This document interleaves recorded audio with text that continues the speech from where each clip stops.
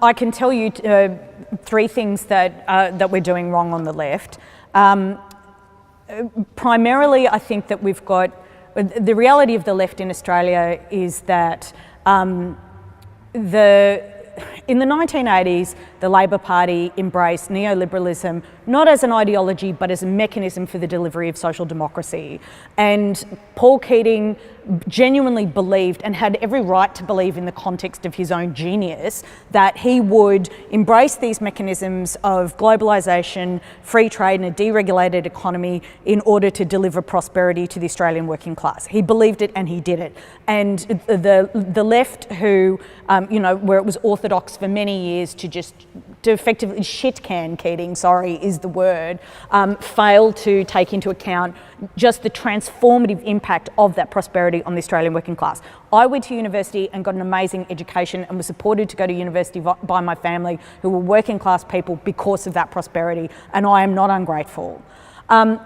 The fundamental problem with the Keating legacy was to set up paradigms that were completely exploited the moment that a Conservative government got in. And the great failure of Keating's arrogance was to believe that because he was a genius, everybody would just carry on with the mission that he had established, which of course was not the ideological interest of John Howard's Liberal Party or the corporate interests he represented.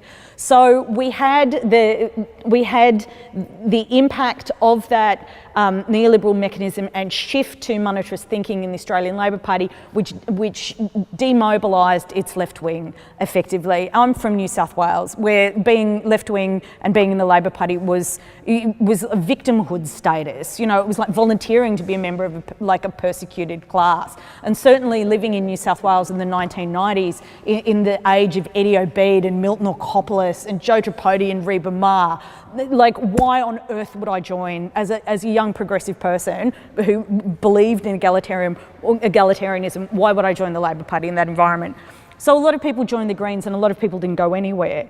Now, I have come through my political adventures to believe that the Greens are as equally disastrous to the left as the neoliberal mechanism in the Labor Party were, because the Greens have colonised the image of what it means to be left without a class analysis. So you have an entire generation of young idealistic people who should be fighting class war, who should be using their privilege of being at university or being middle class to articulate against the Australian ruling class, who cannot do it because the ideological rigour is not in that party.